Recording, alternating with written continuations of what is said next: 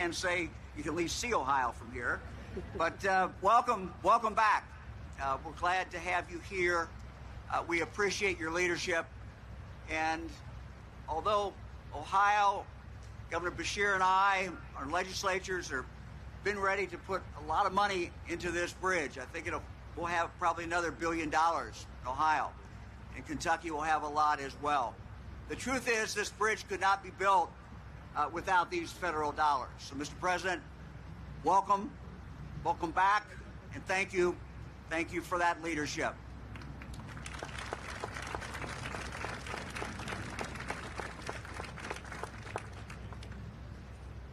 Let me thank my friend Mitch McConnell, my mentor when I was in the United States Senate. His leadership made a huge difference. Mitch has always been someone who can get things done, and he certainly took the lead in getting this done. My friend Rob Portman, former United States Senator, it's kind of hard to say that, former, about Senator Portman, but a true leader in getting this bill passed as well. I want to thank Senator Brown, for his work, his leadership on the bill. And then there's my partner, Governor Beshear. He and I have sort of navigated through the COVID together. We were on the phone with Eric Holcomb, governor of Indiana, I think every single week for over a year. But we also had time to talk about this bridge and how we were going to get it done. And I salute his team. They have done a great job. When this bill was passed, we were ready to go, weren't we, Governor? We were ready to go. And I also want to call out Jim Gray, who heads up the Transportation Department here in Kentucky, Jack Marshbanks, who heads it up in Ohio. They have worked together for a number of years to getting ready for this day. The next magical day is January 13th, when the RFP will be put out.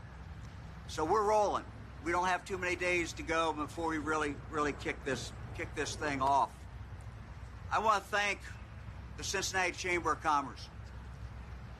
Throughout the years, good times and bad, when you ask the Cincinnati Chamber of Commerce and when you ask the business community, what's your number one priority in Cincinnati, they came back every single time and said this bridge.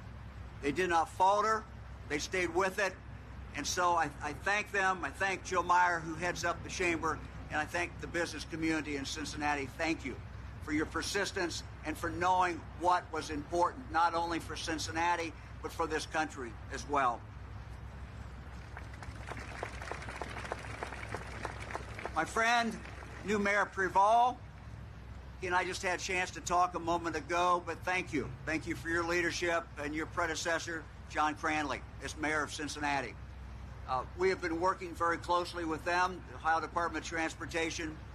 And part of the good news, I think, of this story is that we're going to have an additional, the city's going to have an additional, because of this, 10 acres, additional 10 acres that they can develop, they can use for the people of the city. We're working with the city of Cincinnati to make sure that because of the way we're constructing this and the on-ramps, off-ramps, and the other streets, we're going to tie the community together and closer together to downtown Cincinnati. And that certainly is going to make a difference as well. So let's build this bridge. Let's get it going. We're moving forward. We know the economic impact that this bridge has for the country. But let me say also, this bridge, a new bridge, is going to have a huge impact for Kentucky. It's going to have a huge impact for the state of Ohio. The timing is right. This is a time in our history when we're reshoring, when we're seeing things come back. And one of the lessons we've learned over the last few years is we need to make more things in the United States of America. And Ohio is doing that, and Kentucky is doing that, and this bridge is going to facilitate that and make it a lot easier for us to get those products to market and make it go faster. So again, important for the commerce, important for the economic future and jobs of Ohio. But I also like to think that I'm going to have grandchildren, great-grandchildren, and on who are going to cross this bridge. And you're going to have people coming in, Governor Beshear from Kentucky. They might be coming in to go to a Reds game, a FC Cincinnati game, Bengals game. They might be going to the Aronoff Center. A lot of great things are going to happen with families being able to cross this bridge in a safe and a very effective and efficient way. So let's go ahead and build this. Build our bridge, really our bridge to the future. And I hope that the success that we have seen, this bipartisan support, this Democrats and Republicans coming together, and candidly, we would not be here today without both Democrats and Republicans working together. It simply would not have happened.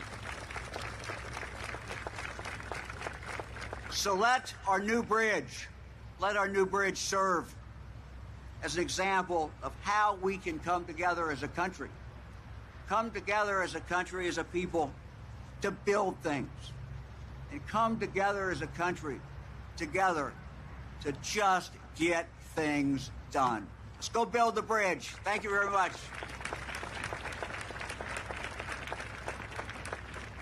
Please welcome United States Senator Rob Portman.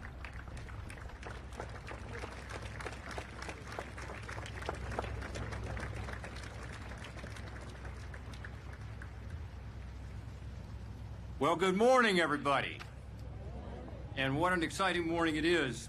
Today is the triumph of common sense and persistence over pessimism and partisanship. That's what this represents. President Biden, I want to thank you for bringing us all together today to celebrate this truly historic accomplishment. It's also today a demonstration of great teamwork across the river. That doesn't always happen. But what we've seen here with Governor Mike DeWine, who you just heard from, Governor Beshear, who you heard from, but also ODOT Director Jack Marksbanks and Kentucky Transportation Secretary Jim Gray. I've watched these governors and these transportation directors work together closely, come up with their memorandum of understanding, and they've always been easy to work with. A lot easier when they had some federal money to work with. But they've been at this a long time. Today is also a day that is 30 years in the making. I can tell you that because I represented Cincinnati in the United States House of Representatives starting in 1993. And over those 30 years, I've spent a lot of time working on the Red Spence Bridge. And we've gotten some funding for some parts of it, the environmental impact statement, the engineering, but we could never get the money for construction. So 30 years is a long time to wait. I guess it took me retiring from the Senate to actually see it, but it is great to be here today after 30 years of working on this. And by the way, it's worse now, of course, than it was in 1993. Today, they say the I-71-75 junction is the #2 bottleneck in the nation. As of today, you look behind me, all those cars and trucks going over, it almost looks like rush hour, even though it's not. But it's not just the congestion, it's the safety issue. I remember when the lanes were taken out on the shoulders on the side of the bridge in order to create more room on the bridge. And that obviously creates a huge safety hazard, as we saw with regard to some of the terrible accidents that we've had. But it's also carrying more than twice as many cars and trucks as it was ever designed to carry. So it's a safety issue as well as an economic issue for our region and for the country. I make a lot of trips across that bridge. You know, I've been doing the commute for most of those 30 years, a couple times a week, saying my prayers as I cross that bridge, being inches away from an 18-wheeler often. You know, it's kind of a white-knuckle experience for a lot of people who will be happy to see us have another bridge next to it and have this bridge repaired. So it's been top of mind for me, and I was honored to lead from the Republican side the infrastructure negotiations in Washington. Remember, infrastructure is something that 5 administrations had talked about and many Congresses had talked about. In fact, I think President Biden is not the first president to have a photo op in front of this bridge. In fact, I know there have been Republicans and Democrats, I've been with them sometimes, in front of this bridge saying, we're going to get it fixed. We're finally going to get it fixed, folks.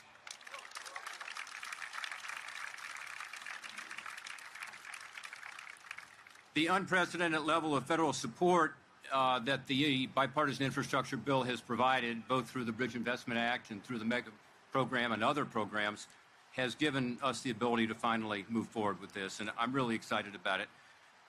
The Memorandum of Understanding was key to this, and as I said earlier, just the cooperation between the two states is really important. Where it's going to be particularly important is over the next several years. And for this administration, these two governors, and for their successors, and for the future directors, and to the workforce that's going to be involved in this, and to our local government officials, today and future, over the next decade, really, we have to thank them in advance, because a lot of the hard work is yet to be done. I will say today, thanks to the support of the Department of Transportation providing this award, it's about $1.635 billion. That's the biggest federal grant ever for a project anywhere in the country. Anywhere. And it's appropriate. You got 3% of the nation's commerce going over that bridge. We've probably seen about 1% of it just while you've been sitting here. So I want to thank President Biden. I want to thank Secretary Buttigieg. I want to thank Director Mitch Landrieu, who's here with us, who heads up their infrastructure project. And I think they understand how critical this is for our nation's economy and for our region, for the commute. But they also understand that this is a model now for the rest of the country. Our nation has fallen behind a little bit on our competitiveness. We're not as efficient as we should be. And that's what transportation infrastructure is always about for me. In addition to the digital infrastructure, broadband, the reason I got so excited about getting something done finally is because this puts America in a stronger position to compete with the rest of the world, and therefore it helps all taxpayers and every American worker. And that's what this bridge represents too, is this notion that we can, when we put our heads together, get something done that's that important.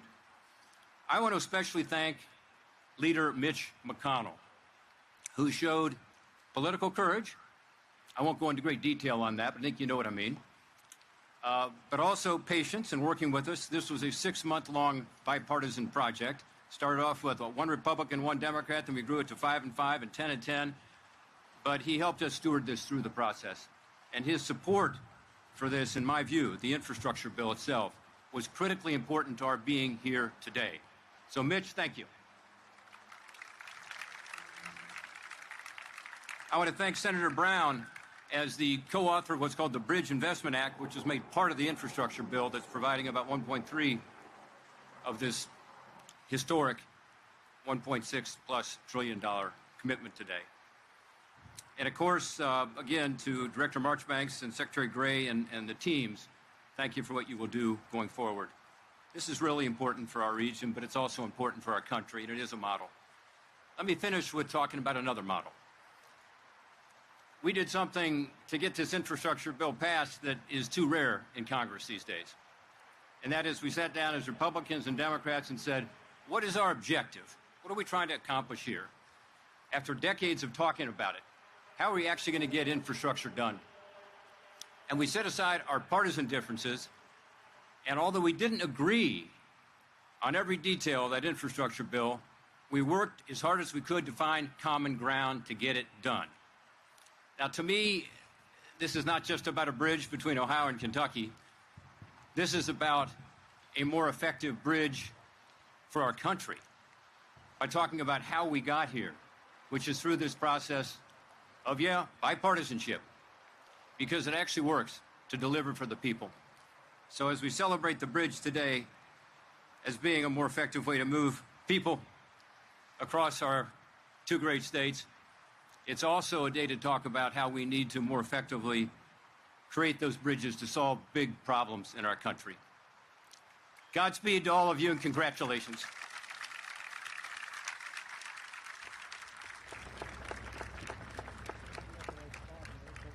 Please welcome United States Senator Sherrod Brown.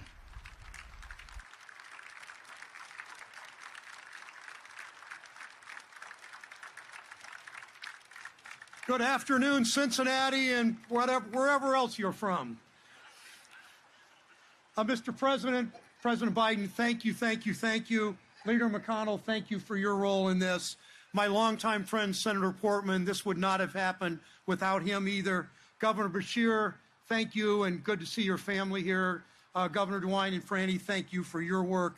This is what bipartisanship in the United States of America should look like and does look like. As Rob said, after working on this for more than a decade, he's actually worked on this for 30 years. I've only worked on this for 15 or 16 years. We're finally going to build a new bridge. The federal government's finally doing its part to make this crucial crossing between Ohio and Kentucky safe and reliable. We passed the PACT Act, the most comprehensive expansion of benefits for veterans who face toxic exposure from those football field-sized burn pits in Iraq and Afghanistan. We finally passed the PACT Act, which is making a huge difference for veterans. That's what bipartisanship looks like in the last 2 years. This last Congress, we worked together to pass the CHIPS Act. And again, with Senator McConnell and Senator Portman stepping up with us, meaning the technology of the future won't just be developed R&D in America, it will actually be made in America, in the industrial heartland, in Ohio, in Kentucky, where we have built the engines of progress for generations. That's what bipartisanship looks like. And to me, it mostly looks like jobs. It looks like good union jobs, construction jobs, building the new companion bridge, improving the entire Brent Spence corridor that runs from here in Kentucky to the 90-year-old Western Hills Viaduct, an FDR project in the 30s. Rob and I were talking about that on the way out here. A few of you in the front row seem to have worked on that project back in the 30s. It's received millions of dollars in federal infrastructure funds. It will mean more American manufacturing jobs. There will be more contracts for Ohio and Kentucky manufacturers because of the work Senator Portman, Governor DeWine, and I did to make sure the bipartisan infrastructure law has the strongest Buy America requirements ever signed into law in the United States of America. It means taxpayer dollars will support American jobs, American taxpayer dollars supporting American jobs, period. The days of taxpayer-funded bridges like these, the days of taxpayer-funded bridges made with Chinese steel are over. It means the 160,000 Americans who cross this bridge every single day, 3%, as Rob said, 3% of the GDP every day crossing this bridge. It means that all of them will benefit. Whether that's a safer commute to work for commuters, whether it's businesses both large and small safely and affordably transporting their products over this bridge will make life better for people in Ohio and Kentucky. Mayor Purival and other local mayors and community leaders, business people have been sounding the alarm to Rob and me and to others for years. I want to particularly thank the Cincinnati Regional Chamber of Commerce. I remember my first meeting as my first week in the Senate at the Chamber of Commerce. First thing they talked about was Brent Spence.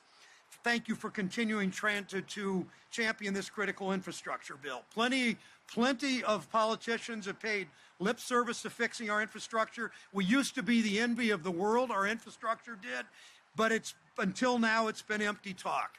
Today shows what we can achieve for the region and for our country when everyone works together.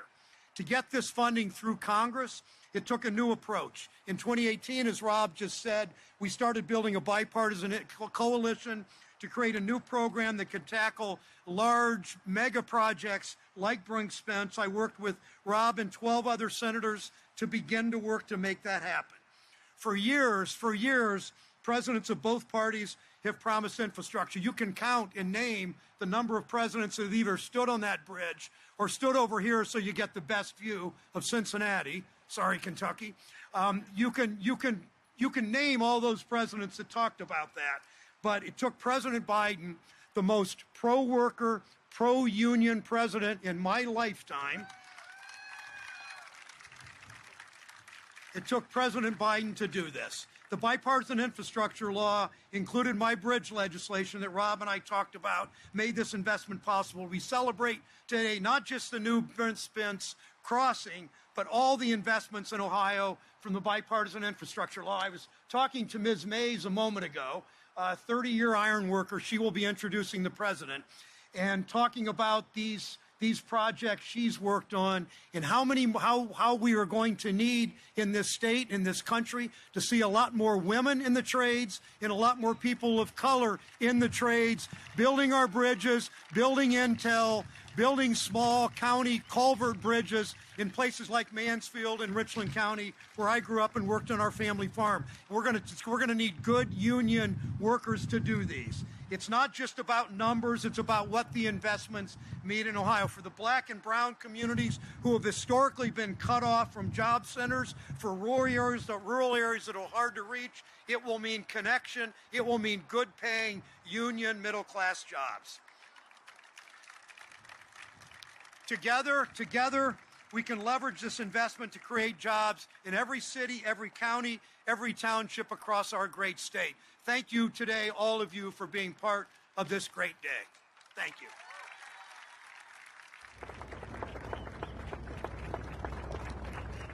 Please welcome Senate Minority Leader Mitch McConnell.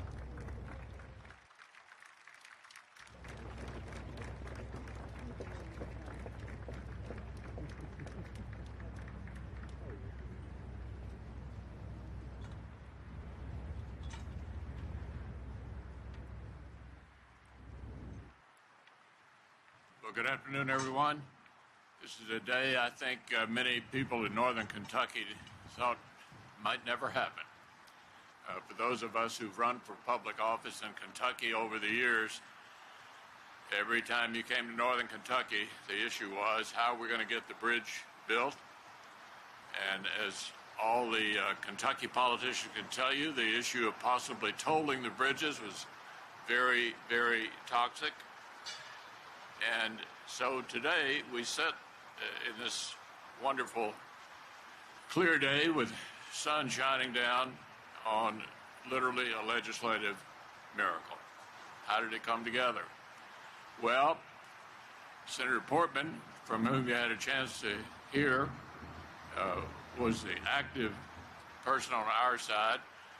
Several Democratic senators on the other side came together and began to talk about how we might be able to work together to get an outcome.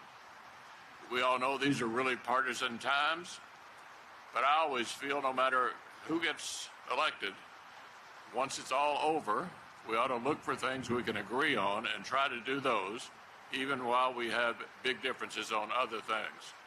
And this bridge, I think, symbolizes the coming together of both sides on something that both sides thought was important to try to get an outcome. You have a Democratic governor here, Governor Beshear, a Republican legislature led by Senate President Stivers, Kentucky House led by Speaker David Osborne, Chris McDaniel from Northern Kentucky, who took the lead on it down in Frankfort to provide the matching funds that we needed to make this project go forward. So it's not just this project, but the infrastructure bill, the bipartisan infrastructure bill that the president signed, provides dramatic additional assistance. Just looking at the Kentucky side of the river, this project plus other projects, over $8 billion over the next 5 years. This is really quite significant. And as we know, even though it benefits us in Ohio and Kentucky, nationally, this was one of the big projects in the entire country to deal with the crumbling infrastructure that we've all been talking about for years. And so we finally stepped up together and addressed it. It's also great to see the governor of Ohio here. We used to be colleagues in the Senate, Governor DeWine and his team. So if you look at the political alignment of everyone involved in this, it's the government working together to solve a major problem at a time when the country needs to see examples like this of coming together and getting an outcome. And so I'm pleased to be here today to be a part of this. I encouraged it. I supported it, and I'm proud of what we've been able to accomplish working together for the people of Kentucky and Ohio and all these other commuters coming through here every day, going north and south across our great country. Thank you for the opportunity to be here today. It's an exciting day. I'm proud to be a part of it. Thank you.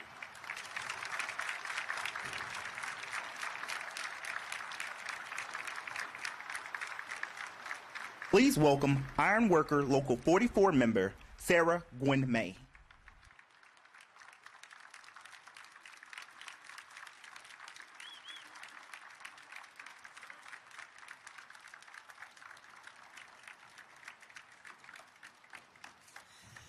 Good afternoon. My name is Sarah, and I stand here today a proud union iron worker. I've been a member of Local 44 right here in Cincinnati, Ohio for 30 years. 13 of those years I've dedicated my service to CHC fabrication. When I first became a union iron worker, I didn't know anything about ironworking. I didn't even know how to properly read a tape measure. But I heard they had good benefits. Their wages was allowing me to take care of my family. So I decided to take the chance to become an iron worker. As a single mother, it was very important for the benefits. The benefits was really nice benefits. My union has built this city from the ground up. And now, thanks to President Biden's, our leader, and the work of other leaders here today, we are rebuilding and replacing the Brent Spence Bridge. It's a boost for the workers. Thank you. It's a boost for the workers, and it's a boost for the region. That means quicker and faster commutes. Iron workers like me and my brother and sister iron workers of Local 44 and other tradesmen get the opportunity to work on the bridge. This brings jobs, this brings money, which is very well needed right now, today, in Cincinnati and Kentucky. It is now my honor and my privilege to introduce to you the President of the United States, our President, Joe Biden.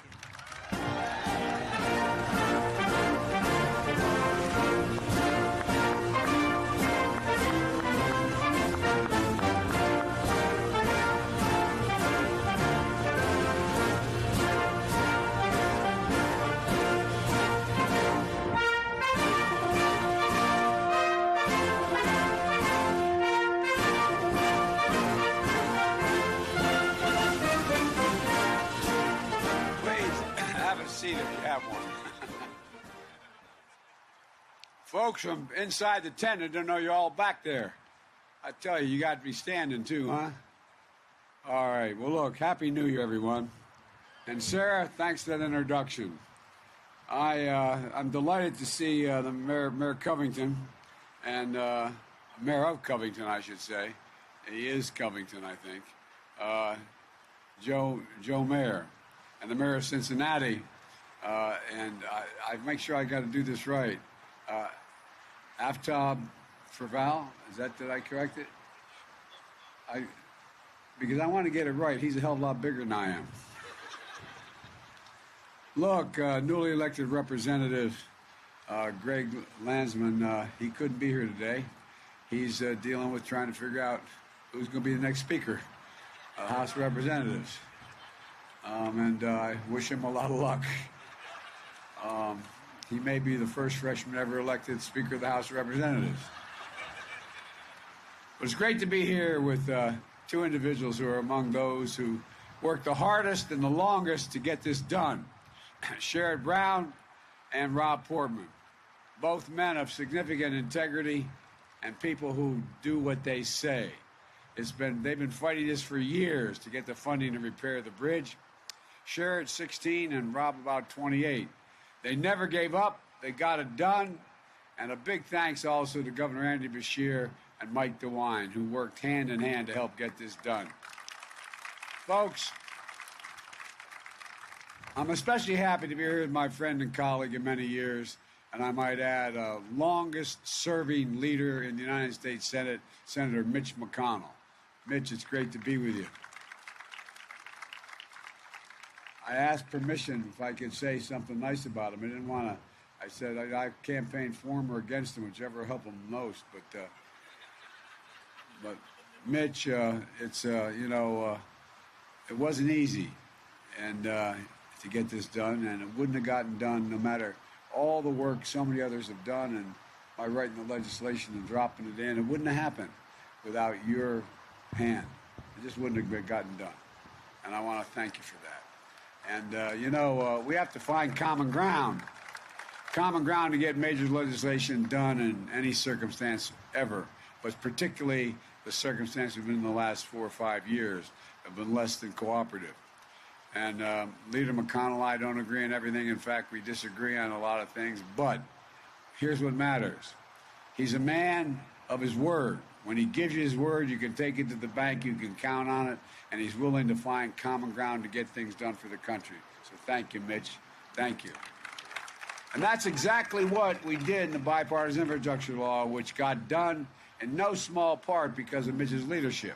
Folks, look, I wanted to start off the new year at this historic project here in Ohio and Kentucky with a bipartisan group of officials because I believe it sends an important message to the entire country. We can work together. We can get things done. We can move the nation forward. We just drop a little bit of our egos and focus on what is needed in the country. For decades, people have talked about the Brent Spence Bridge. But folks, talking is over. The bipartisan infrastructure law, we're finally going to get it done. And the law, it's the most significant investment. This whole bill is the most significant investment in American roads, bridges, since the Eisenhower Interstate Highway System. Over $1 billion from the infrastructure law for this. It's going to upgrade the bridge, and the delegation has fought so hard to get done for so long. And here's why it's so important. This bridge connects Ohio and Kentucky, carries Interstate 71 and 75 across the Ohio River. It's on one of the nation's busiest freight routes. Truck traffic on I-75 alone carries $2 billion of freight. $2 billion of freight per day between Florida and Canada. $2 billion. The bridge was built in '63, as you all know, designed to carry 80,000 vehicles a day. Today, 160,000 vehicles cross this bridge. 30,000 of them, as you can see, about 10 have already passed, are trucks. Think about it. A bridge built over half a century ago, handling double the volume it was built for. It's the second most congested truck bottleneck in the entire United States. It doesn't take an engineer to tell anyone in this neck of the woods that the recipe for dangerous accidents, delayed shipments, and notorious gridlock, you're looking at it. Folks around here understand. You all saw what happened 2 years ago. 2 years ago when the bridge was closed for weeks because of the damage from a crash. Lost revenues to local businesses, congestion on alternative routes, nightmare commutes. One company called it what everyone else felt, total chaos. Folks, this is the United States of America, for God's sake. We know, and now we're proving we're much better than we've been of recent past. The funding from this infrastructure law is going to upgrade the current bridge and to build a second new bridge right next to it for interstate traffic. Look, that'll keep local traffic from competing with those massive trucks and freight. Look, it means folks around here will actually be able to use the bridge again to work, for school, for emergencies, without bumper-to-bumper traffic. And it'll be safer and easier commutes. First responders will get to folks who need help without delay, and our nation's commerce can flow more efficiently through this area because tractor trailers and other large vehicles will be able to move products to their destination without so much congestion. Look, it's not just here that the infrastructure law is being used, and we're just getting started. We're doing it all across America, from coast to coast. As I speak, the Vice President of the United States is in Chicago today. We're rebuilding 4 drawbridges in the South Side, so barge and ship traffic will continue to move in and out of Illinois' International Port. We're going to move product faster and from ships to shelves. Secretary Pete Buttigieg is in Connecticut. We're renovating the Gold Star Memorial Bridge so traffic along the busy northeast corridor of the United States can move smoothly along I-95. Tomorrow, Mitch Landrieu, our infrastructure coordinator, is going to be in San Francisco. We're upgrading the iconic Golden Gate Bridge so it can withstand future earthquakes and be around for generations to come. It's not just bridges.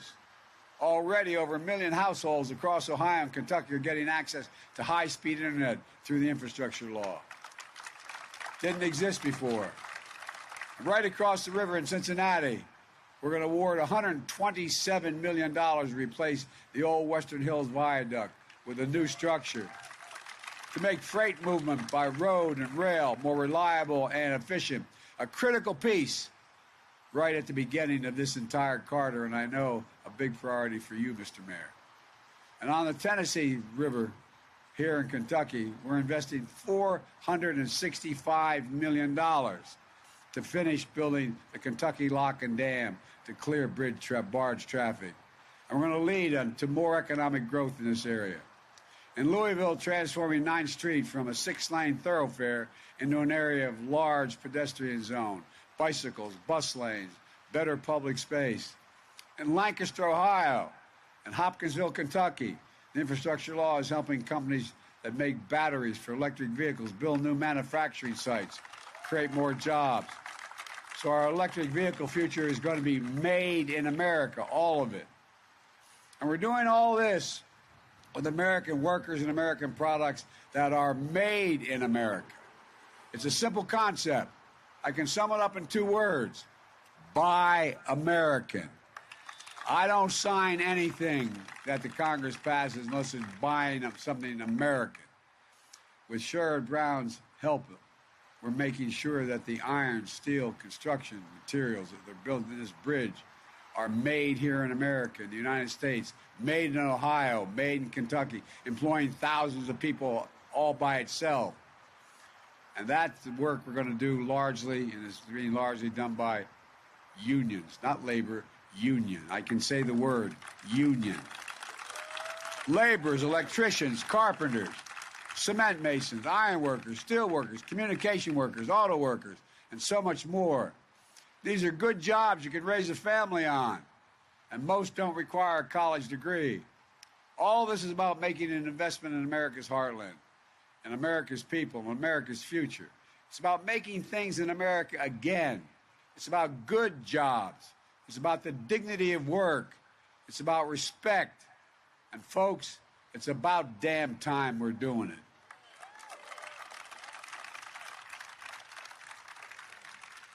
For too long, we've talked about asserting American leadership, about building the best economy in the world.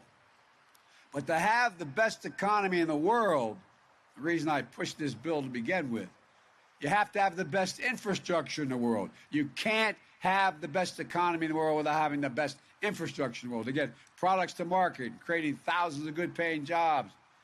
For most of the last century, we led the world by a significant margin because we invested in our people. We invested in ourselves. But along the way, we stopped. We used to rank #1 in the world in research and development from the federal government's funding. Now we rank #9. China used to rank #8. Now China ranks #2. We risk losing our edge as a nation. And China and the rest of the world are catching up. Communities in places like Ohio and Kentucky saw factories leave, towns hollowed out, infrastructure start to crumble. Just between 1990 and 2020, Ohio lost more than 350,000 manufacturing jobs. 350,000 lost. Kentucky lost 20,000. Now we're back on track. Folks, where is it written? Where is it written that the United States cannot and will not lead the world in manufacturing once again? We're going to do it. Just since I got elected, we've created 750,000 new manufacturing jobs. Today, just a few hours from here, Intel is investing $20 billion. $20 billion near Columbus to expand what I refer to as the field of dreams, expanding semiconductor manufacturing. That's 7,000 construction jobs, 3,000 full-time jobs, paying an average of $135,000 a year, those full-time jobs, and you do not need a college degree. Micron is investing $100 billion in semiconductors factory in Syracuse. TSMC is investing $40 billion in Phoenix to do the same. $20 billion in Poughkeepsie, New York for IBM. Altogether, there's a commitment to close to $300 billion in major private investment in American manufacturing, and to bring semiconductor manufacturing back to the United States. By the way, we invented the semiconductor, the United States. Then we got back on our heels. No, think about it. Think about why the recession got so bad 2 years ago. Cars got so expensive. We didn't have semiconductors. Scores of them are in the engines of every automobile. We invented them. And then we went to sleep. We exported jobs. Now we're exporting product and creating jobs. And it's happening in no small part because of another bipartisan effort, the CHIPS and Science Act, which Mitch and all these folks here with me today, they all supported it. It's about revitalizing American manufacturing. It's about America, once again, being the leading edge of technological innovation. It's about America's national security. Folks, it's about one more thing. It's about pride. Simple pride. Pride that I know all of us here today can feel. Pride in our country. Pride in what we can do and what we can do when we do it together. Folks, let me close with this. After years of politics being so divisive, there are bright spots across the country. The Brent Spence Bridge is one of them. A bridge that continues and connects different centuries, different states, different political parties. A bridge to the vision of America I know we all believe in, where we can work together to get things done. And thanks to those here today who are in the Congress, who are willing to cross the aisle to get something done. They know passing these two bipartisan laws just by themselves are more important than partisan politics. It's going to make a gigantic difference. Together we're proving our best days are ahead of us. And I mean this from the bottom of my heart. I've been doing this a long time, folks. Our best days are ahead of us. They're not behind us. I've long said, and I mean this, I have never, ever, ever been more optimistic about America's prospects than I am today. Never, never. I've traveled over 140 countries around the world. I'll paraphrase the phrase in my own neighborhood. The rest of the countries, the world's not a patch on our genes if we do what we want to do, we need to do. It's never been a good bet to bet against America. It's never been more true than today. I can honestly say here today, I've never been more optimistic about America's future. We just have to remember who in the hell we are. We are the United States of America, and there's nothing beyond our capacity when we do it together. And I mean it. Think about it. Name me another country in the world that sets its sights and didn't complete it. So, folks, thank you all for your local officials. Thank you all for the Congress and senators that are here. May God bless you all. May God protect our troops. Keep the faith.